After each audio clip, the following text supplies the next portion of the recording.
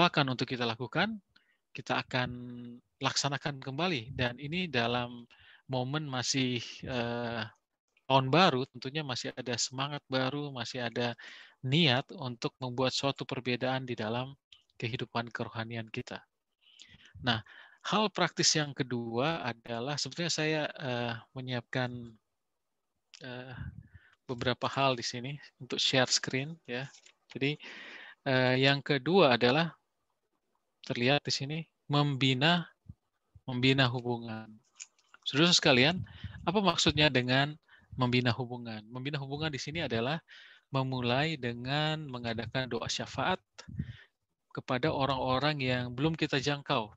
Kemudian kita hubungi mereka dan mempertahankan persahabatan dengan cara yang tulus dan bijaksana.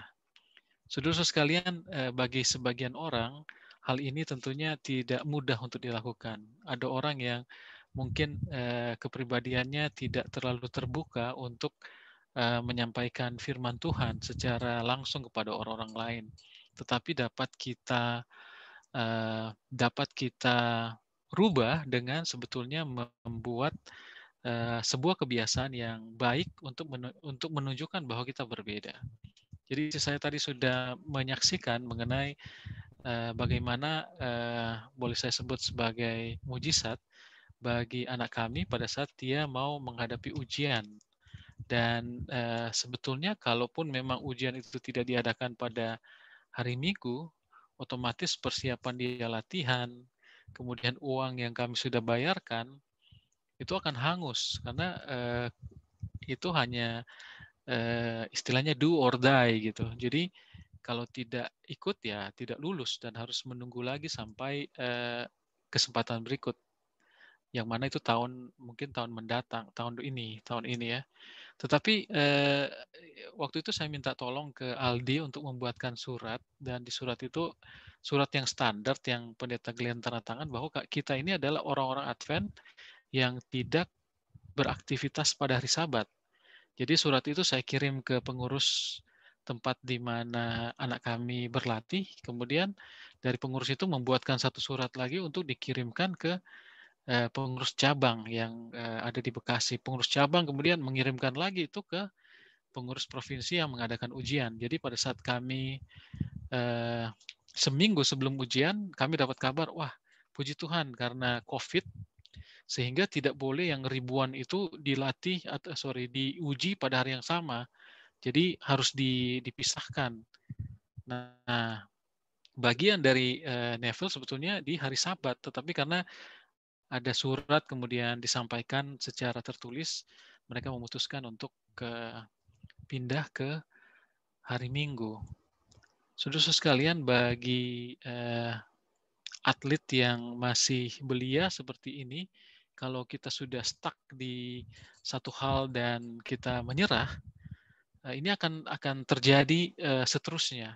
Jadi bagaimana kita memulai satu tindakan untuk menunjukkan bahwa kita ini berbeda, tentu dengan didukung oleh doa, kita sampaikan permohonan kita, dan hubungan yang baik tentunya perlu untuk dilakukan agar iman kita tetap terlihat dan dapat menjadi terang bagi orang lain. Ada satu kutipan kesaksian di sini yang ditulis oleh Ibu Pendeta Meneses adalah jika 10 orang anggota gereja masing-masing berdoa kemudian memelihara kontak dengan 5 orang, itu akan menjadi 50 orang.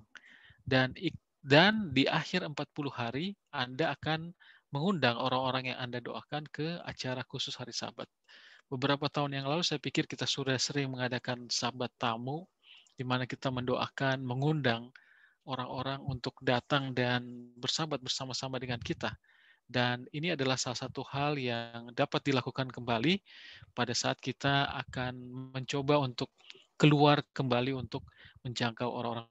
Tentu saja itu mungkin tidak terlalu disarankan saat ini untuk situasi COVID-19, karena kita juga dilarang untuk terlalu banyak untuk berkerumun ataupun bersama-sama dengan orang lain. Tetapi pada saat situasi normal, pada saat kita semua sudah menerima vaksin dan kegiatan di luar ruangan menjadi lebih aman, saya pikir ini satu hal yang boleh kita lakukan. Dan yang terakhir, setelah kita mulai kembali, kita membina hubungan, yang terakhir adalah kita harus bisa berbagi dengan orang-orang lain. Di sini dikatakan bahwa orang-orang yang sudah diundang ke dalam pertemuan penginjilan, kemudian KPA, studi Alkitab, undang mereka pada kelompok kecil yang berfokus pada bidang yang diminati, seperti olahraga, memasak sehat, hobi, atau kegiatan-kegiatan sosial. Dan ini bukan sebuah hal yang asing lagi bagi gereja kita. Kita banyak mengadakan kegiatan yang berfokuskan kepada spesifik kegiatan hobi tertentu. Tahun lalu saya pikir ada program dari AMR, dari Departemen Taman Harapan, untuk coba mendekatkan diri kepada orang-orang lain, tentunya yang tidak seiman dengan kita, dengan pendekatan hobi.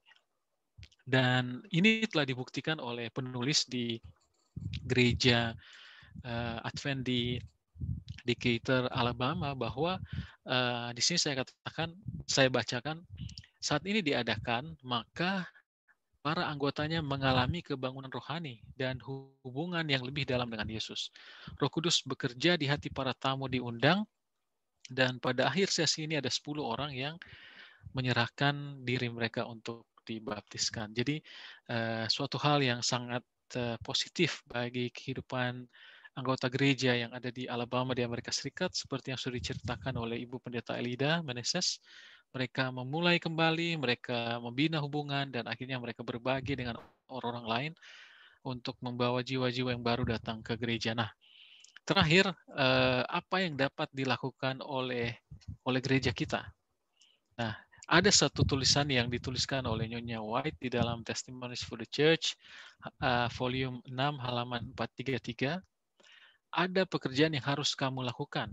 Pergi, berdiri dan berbicara kepada orang-orang semua perkataan hidup ini. Jadi mirip dengan perintah agung di buku Matius. Jadi kita harus pergi mengabarkan Injil sampai ke ujung dunia. Nah, Nyonya White juga secara spesifik meminta kita untuk pergi, kemudian kita berdiri dan berbicara kepada semua orang perkataan-perkataan hidup ini. Saudara-saudara sekalian, pengalaman kita dalam berdoa itu tentu sangat berbeda, dan 10 hari berdoa mungkin akan berhenti besok, dan tidak ada lagi kebaktian setiap malam yang akan kita ikuti pada sepanjang tahun 2021 ini. 2020 itu sudah dilewati dengan banyak sekali pergumulan bagi setiap orang dengan berbeda-beda macam kesulitan yang dihadapi. Ada yang mengatakan bahwa 2021 is another 2020. Jadi apa ya? Jadi 2021 itu sebenarnya tahun 2020 juga. Jadi 2020 itu adalah pandemic year. Nah, dia akan continue ke 2020 part 1. Jadi 2021. Nah, tentunya kita tidak mau hal ini akan berulang. Apabila kita memiliki kehidupan kerohanian yang mungkin sangat terguncang pada saat pandemik COVID-19, mungkin kita juga akan mengalami kita sudah melewati banyak permasalahan pada waktu yang lalu. Jangan jadikan ini 2020 part 1 gitu. Jadi ini adalah brand new year yang kita harus isi dengan hal-hal yang baik, dan sebagai pembuka adalah tulisan-tulisan dari para penulis termasuk pada hari ini untuk menjadi penguatan bagi kita pada tahun 2021, tahun yang baru ini. Kita awali dengan berdoa, kita awali dengan mendekatkan diri kepada Tuhan, dan semoga segala permasalahan, tantangan hidup yang kita hadapi dapat diselesaikan, dan Tuhan akan selalu beserta dengan kita pada sepanjang tahun ini. Kira-kira demikian renungan pada malam hari ini sesuai dengan teks yang sudah dibagikan. Semoga dapat memberikan pencerahan bagi kita. Jika ada yang kurang, mohon dapat dimaafkan, dan semoga Roh Kudus dapat memberikan pendalaman yang lebih bagi kita semua, terutama pada sahabat Tuhan yang suci ini. Terima kasih, saya kembalikan lagi